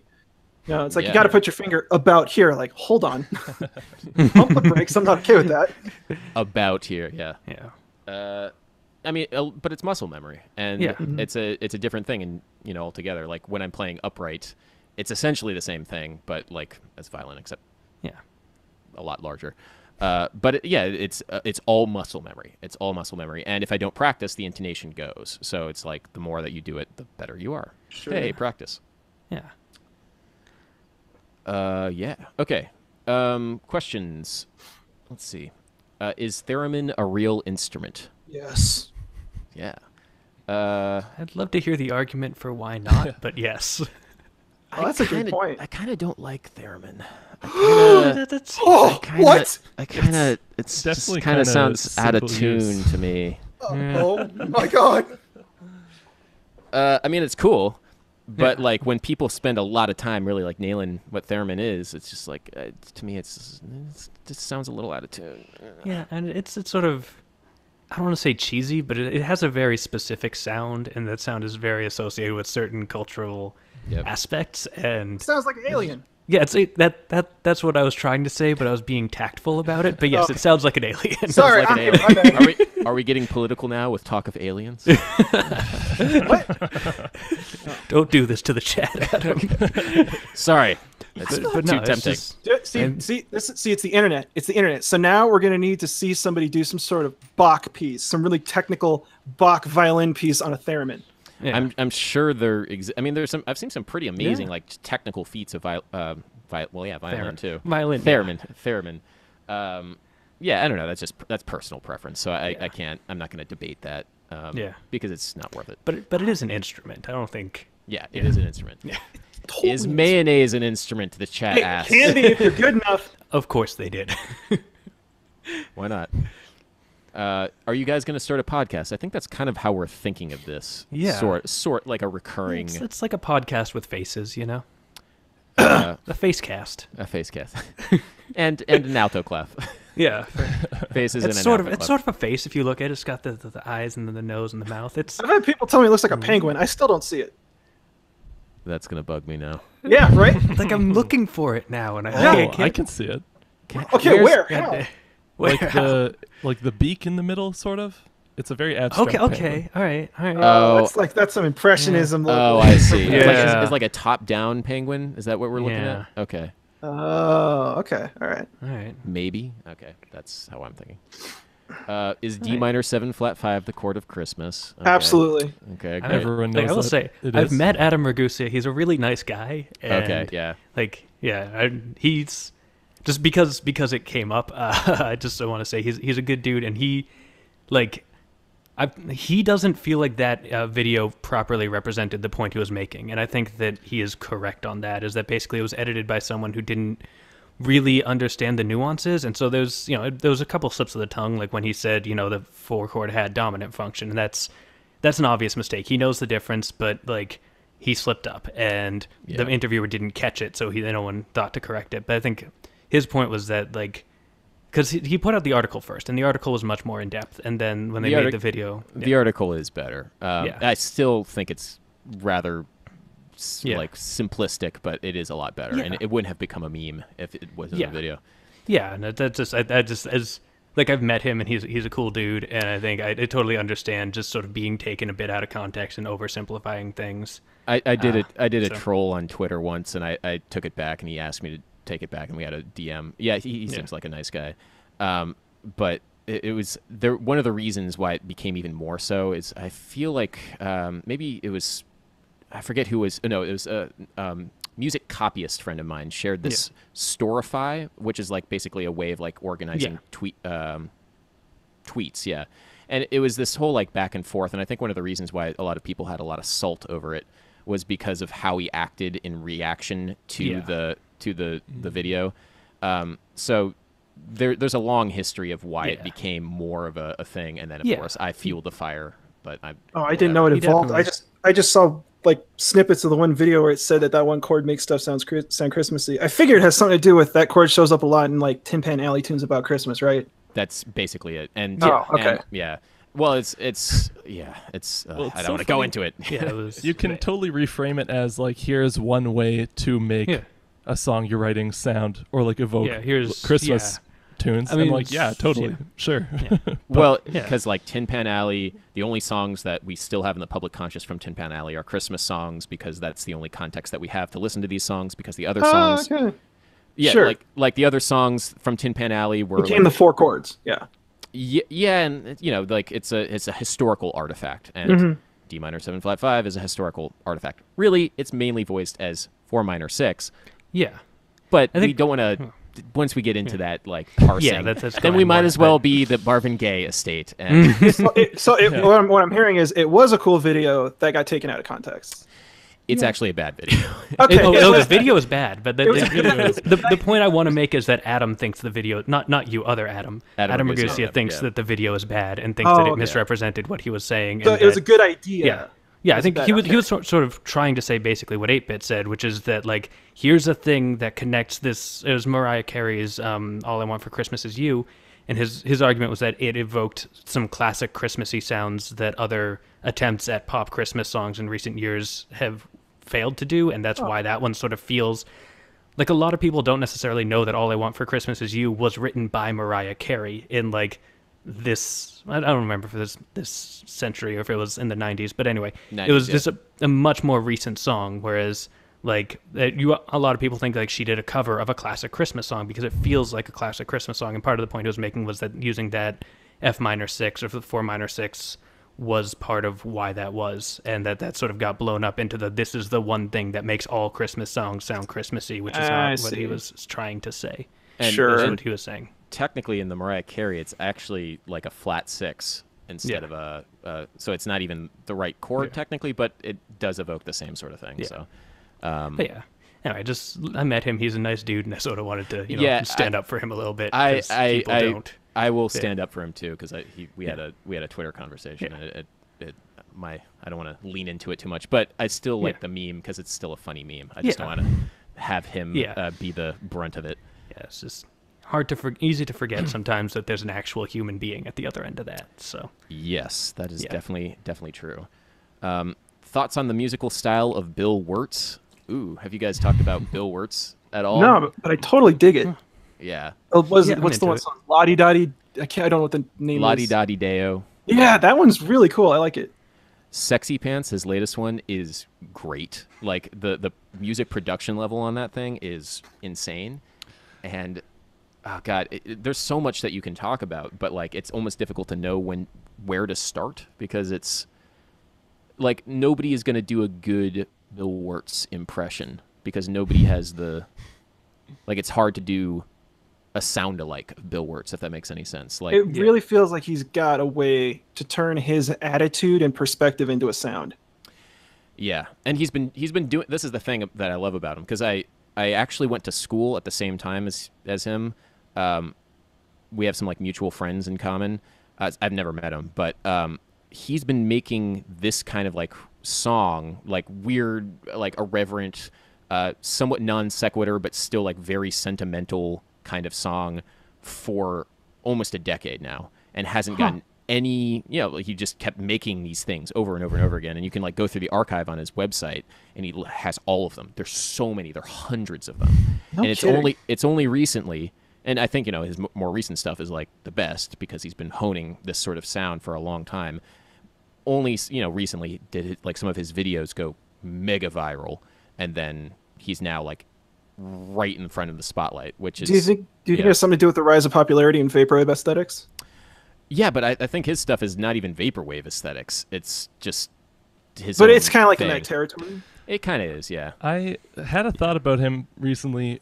I know, Adam, you had a video, so I can't remember what the video was now, but it was about like meme culture as being sort of like when you played the lick for 5 hours or whatever, and it was like so much work that everyone knows that you did so much work. They don't even have to watch it. It's just funny that exists. Like Yeah. that kind of humor is very popular on the internet now. And I feel like Bill Wirtz's music kind of embodies that attitude musically, especially his like little 8-second songs about like tomatoes that you can listen to and go, this was probably so hard to make, and it's I don't- 8 seconds long. And I it's don't so think memorable. people realize how much work it takes, though. I don't think people like it because it took a lot of work. I think people like it because it's short and consumable and funny. I don't think anybody has any idea how much work goes into like, especially one of those like his monstrous like long videos. Like for me, I don't think that's why people like it. Although he clearly spends an obscene amount of time on everything that he does. So, but yeah, I mean that is another thing. Like the whole all-star, but it's yeah, the whole technical meme thing. the technical meme. Yeah, was it Mike Rugnetta Idea Yeah, Channel who yeah. who said that first? Yeah. I heard it from him. I don't know if he invented the term, but it's just that's where I got familiar with the idea. But yeah, those sorts of things like B movie, but every time they say B something, I don't know. I love That's those just, so much. Like That's just, like, you want to talk about guilty pleasures? I watched too many of those. Oh It's yeah. God. I watched the Like- first 5 seconds of many of those. And I'm like, Yeah. okay, they did it. Next one. like my favorite was just All Star, but all the melodic notes are in ascending order, and so it just like goes through the. It's fantastic. It's just like, here are all the F sharps in chronological order. No, here are all the G's. It's just like, That is. But the thing with the All Star that makes it Yeah. great is because most people just do up until the end of the first chorus, so it's just a Yeah. minute. It's like a bite size. Like it's not the Yeah. entire B movie in alphabetical order. yeah, Where it's like 2 hours and it is in alphabetical order. yeah, It's such a beautiful waste of time. I love the internet so much. yeah. I know the Microgneto one. As just as the gimmick thing, it was the B movie, but every time they say B, we explain what the deal is with the B movie. So just every time the thing has B in the entire thing, they just repaste the video that they made.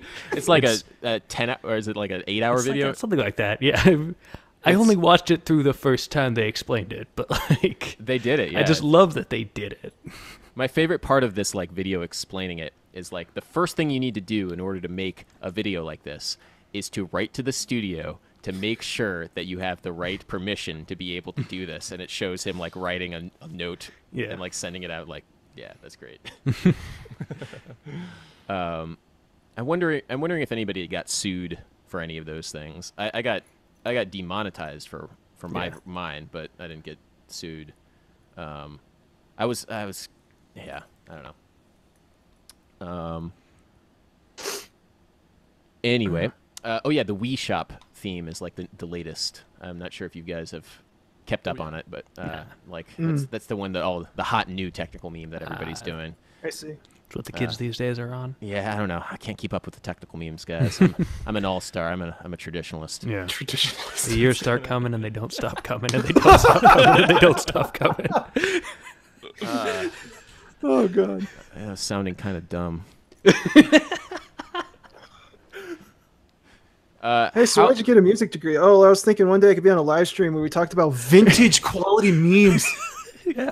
No, that's what I was looking for. Absolutely. How much should we care about music-related conspiracies? What are music-related conspiracies? I don't even know. I don't have any. Oh wait, I don't have The any- oh, theremin is not a real instrument. Yeah. that's not true. Now I have to buy a theremin. I'm gonna have to do like Mega Man covers on a theremin. Thanks, guys. the automaton, yeah, is that an instrument? The Yeah. the squeaky thing. I have one, but I can't be bothered to go grab it. Very serious professionals. Yeah. I think of a But yeah, musical. I don't. What is a musical conspiracy? Like these, like Paul is dead. Somebody Paul is suggested. dead. Yeah, I mean Paul. That's a really fun one. I really like the Paul is dead one. It's because it's not internally consistent. I was actually, I researched this whole Paul is dead thing at one point just for fun. I found like a website that had all of these, like broke down the entire thing. And one of the things it said was like, if you look at a lot of the album covers and stuff, they'd often have like an open palm like behind Paul's head, and that's like an Indian symbol of death. And then they had this like small page like as like counter arguments. And so they went through and they mentioned that one, and it was like quoted that and it was like, "Is this an Indian?" It's like, "It is not. It's not actually an Indian. It's just not. It's not. It's just not. Yeah, it's That's just a pretty solid Yeah. counter argument right there.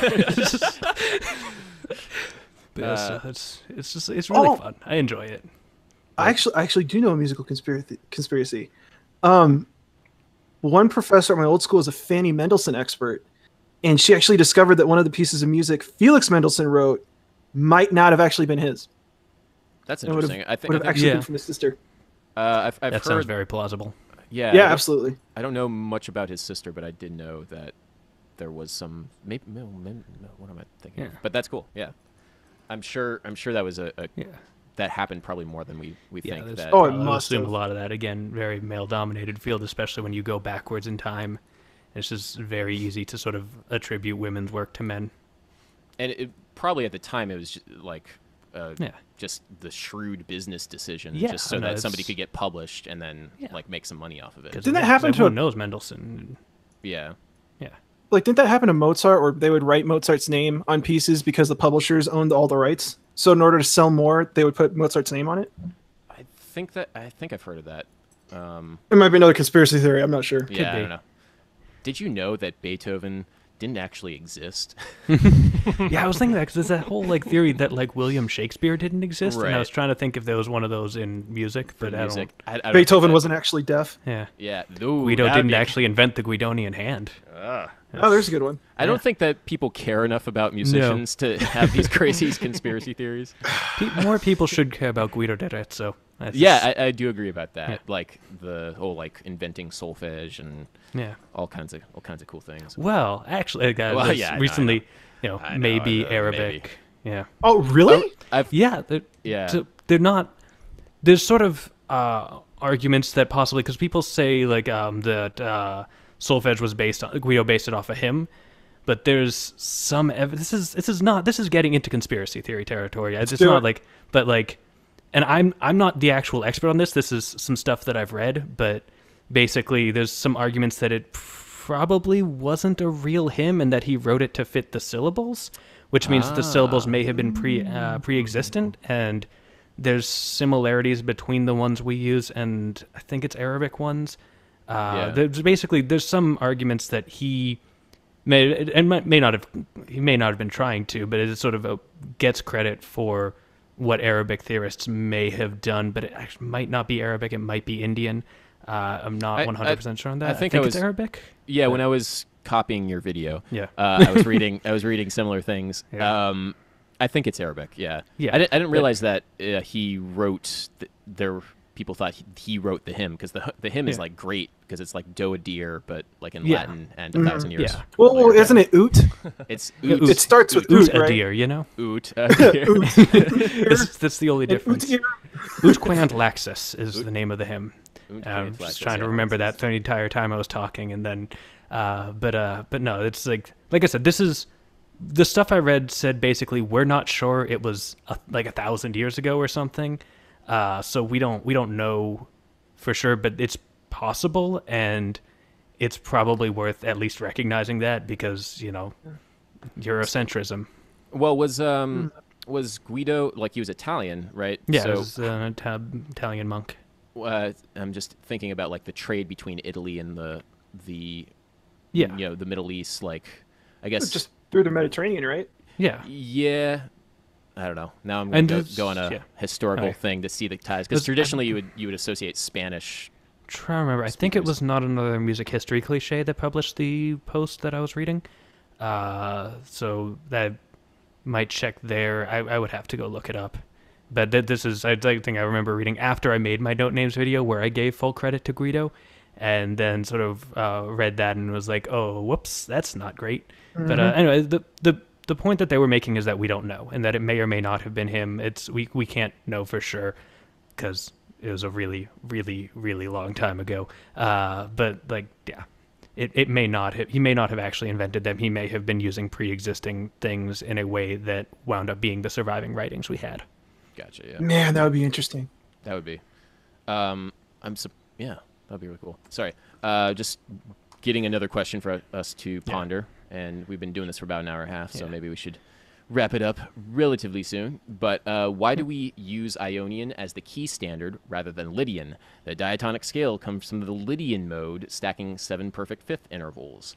Okay, George Russell and the Lydian chromatic concept of tonal organization. Why don't we use Lydian? I actually talked about this in a video recently in a Q&A, Yeah. where basically Lydian is a very resolved sound, and so it's hard to get a real tension and release engine going because you don't have the fourth hanging right over the third to resolve downwards, and it's sort of it's right underneath the fifth and can resolve up, but then if you don't have a tritone that's pointing to the root and the third, so it's easier to go ahead. Oh, so yeah, and George Russell, actually in his book, Lydian Chromatic Concept, he talks about, he calls it the unity, which is like it's a resolved sound. Yeah. And the reason why we like the diatonic scale and use it as a means of what he calls, I think, horizontal gravity, which means just like chords moving in order, is because there's a lot of tension. But when you want to have a chord scale, when you want to like have a scale that represents a chord, like a vertical gravity, then you want to borrow from Lydian because it is so resolved. That's the idea in like the Lydian chromatic concept. And it's, you know, people misrepresent that all the time because people will say like, hey, like we should think about Lydian, but even in the book itself, like the chief like holy text of, you know, it's kind of this weird like offshoot for a lot of jazz theory. He says that there are really two ways of looking at it. And so is he advocating for like you want a more stable structure vertically than horizontally? Yeah, because you want to feel like it's one unified thing. You don't want to have like internal tension in right, the but chord. doesn't that internal tension translate to horizontal movement? That's a great question. I would agree with you. But Sorry, I'm trying to understand. Yeah. I mean, he thinks of it two separate ways because you want you're talking about the movement of one chord to the next. Yeah. And then that has some sort of tension to it, the relationship of those two chords. But just one chord at one time, you want to have the most stable sort of understanding of how all the notes relate to one another. So Like, you have like a modal jazz kind of situation where you're kind of just sitting on one chord for a really long time. Yeah, and you know he was developing this in like the 50s, and Miles Davis allegedly was super influenced by his conversations with George Russell before he, you know, did Kind of Blue. And so there's a lot of evidence to say that, you know, this whole discussion of vertical versus horizontal kind of led the shift away from these like really dense chord progressions, and Miles Davis wanted to explore more of the vertical aspect of it rather than like worrying about connecting one chord to the next. You just want to sit in one chord and explore every sound that surrounds it. That's the idea. Who knows? Like, just, I really don't subscribe to it, but it's a fairly misrepresented idea. So I just wanted to clarify a little bit. Cool. Anything you guys want to add, or should we sign off soon? Or now? Oh, actually, I just remembered. I'm sorry. I can't believe I only just remembered this. 12 Tone. Hi. What do the Green Brothers smell like? Oh yeah. Sorry. Yeah. I don't have an answer to that question. Oh, come on.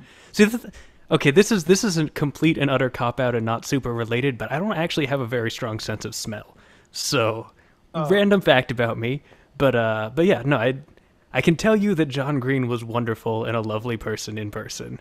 And that was super great. I didn't actually really meet Hank, which, you know, is not something that is usually surprising. Like, that's not like, I didn't meet Hank Green. It's like, yeah, he's Hank Green. But no, I was, for those of you who were watching this who didn't know, I was a speaker at VidCon on a panel with John Green, which was super fun. Oh my God. I also hung out with Tom Scott a lot. I don't know. Someone told me they were going to record. I met Tom Scott. I hung out with him like at 3 different days. He's so cool. He's so nice. He's like he's such a fan. Yeah. And Michael Stevens too. Like Michael Stevens like came up to me after my panel to ask me how, because I met him before the panel, like the day before we were talking, and I mentioned I was on a panel, and he was like, "Oh, great, I'll come check it out. That sounds awesome." And then I had to be like, "No, you won't, because you have a Q&A at the same time." And so he was like, "Oh, dang!" And then he came up afterwards. Was like, "Hey, how'd the panel go?" And then brought over like someone he works with who is like a fan of my work, and was like, "Oh, you should. This person wants to meet you." And I was like, "What? But it's me. I just do like cartoon elephants in my kitchen. Like, why does anyone want to meet me?" Oh, that's so cool. It's so much fun. I want to go to VidCon now. Yeah. Holy, I didn't even consider that would be a possibility of meeting these people. Damn. Yeah, it's awesome. That's so cool. It was a great experience. But anyway, I have no idea what John Green smells like, to answer your question. Next year, let's have a MUSICA ANALYTICA panel at VidCon. Let's do that. Yeah, that'd be for sweet. sure. You can submit that. We have audiences. Not super VidCon's audience, but you know. No. We could try. There'll be like 4 people there. It'll be great. Yeah. Us. Yeah. One of my fans in the background screaming leitmotif over and over again. It'd be fun. Yeah. Just someone like brings along their guitar and plays the lick the entire time. Oh God. Yeah. NAMM might be a possibility. I mean, we're not geared, but it's music. I live in Los Angeles. It's not hard. Oh, you do? Yeah. You Jealous. lucky. Yeah. I mean, it's 100 degrees here right now. Okay, Don't be too that's jealous. I was born in Cali. I miss it. Yeah, that's fair. I feel like a lot of the conventions I want to go to are all in Anaheim, all at that giant, terrible, amazing Yeah. thing. BlizzCon, E3. Yeah. Yep. It's so weird seeing like footage of BlizzCon because like I know that space from VidCon and I've never been to BlizzCon and I keep seeing these things like, oh, that's the place where, oh, but it's BlizzCon. Yeah. I went to PatreCon last year. I'm Is not that sure for if Patreon? yeah, it was much smaller. I did get to meet Hank Green briefly, so I can't comment on how he smells though. Actually, I did signed an NDA. yeah. I literally signed an NDA. Cannot confirm nor deny. Yeah. What does NDA stand for? Non-disclosure agreement. Non-olfactory. I'm trying to think of a NODA, a non. Nose disclosure agreement. There we go. Yes. Yes. Yeah. So PatreCon was fun. It was cool. It's along the same vibe, meeting people of the same idea. Yeah. Oh, that was awesome. Cool. Also ran the world's largest inflatable obstacle course with Tom Scott, which we ran that. There were 4 of us who ran it. 2 people bailed, and I was about to bail. And we got like 75% of the way, and my brother was like, I can't do this. It was rough. It was brutal. Wow. But like my brother gets off, he's like, I'm done, and like Tom is like, I'm going to the end, and I was like, I was close to giving up, and I was like, no, I can't lose to Tom Scott. That can't be my story. If he had gotten off, I would have followed him immediately. That thing was rough. Like How long was it? It was like 800 feet, I think. So and it was like snaked around, and it's just like it's all inflatable, so you can't get any purchase on the ground ever. It sucked. It was fun. I loved it, but I also hated it. But like I said, I definitely would have gotten off, except that like I said, my story wasn't gonna be losing to Tom Scott. That was just. So who came in first? Was it Tom Scott? Or? Well, he got there first, but he at the beginning yelled, "We're not racing this." So okay. you know, That's I'm how you still know it's a counting race, it. 100%. It was just there was also this one thing where they had like these hills and like tiny little handholds, and like we couldn't figure out how to get up them, and like Tom just like walked around, and I like struggled up because I have some rock climbing experience, so I was like, I can probably make this work. And then like afterwards he talks to the person, and it was just like, yeah, teamwork. You were just supposed to help each other. There were 4 of us. None of us thought of that. That's great. It's totally not a race, guys. Yeah. All right. So I think we're gonna call it right now. Otherwise, we we'd talked probably about music in 15 minutes. Yeah, it's okay. People have already clicked off. Nobody's watching us anymore. But I'm sure we could continue for forever. But in the interest of making any of this remotely consumable after the fact, because I would just love to continue doing this. Let's do this. Let's do this again sometimes. Yeah, for sure. We'll talk about the next one. We'll figure it out. We'll figure it out. All right. I wanted to thank everybody for. I guess I'm the host, but I feel like it was whose idea? I think it was 12 Tone's idea. I don't know. So what happened was I tweeted a tweet that tagged 8-Bit. Ethan retweeted it. And then someone was like, oh, you know those people, you should collab. And then I was like, oh, well, people keep asking me to collab with Adam too, so. And then, boom, this happened. Well, thank God. Sort of, it was one of Ethan's Twitter followers' ideas, is basically what this is. Cool. Nice. So the impending lawsuit. Yeah. Ready for that. I own this idea. You own. Yeah, sorry. But at least we didn't use an incredibly common chord progression, so they can't sue us. Never once. Exactly. In this, we didn't play any music. No. We just talked about it. Yeah. We didn't anticipate any notes either, because that's totally that's the key. No, That's the key. Marvin Gaye owns syncopation. Also, remember, we're at 82 BPM, for clarity's sake. Yeah, and also 4/4, not use at all. No? Yeah, no, this was all 7/8. It's hard to tell because it's all syncopated. So Don't tell anybody. They own it. Oh, God. All right, Rush guys. owns 7/8. All right. Have a good one. Thank you so much for joining us. And See ya. until next time. Take care. Bye. Peace.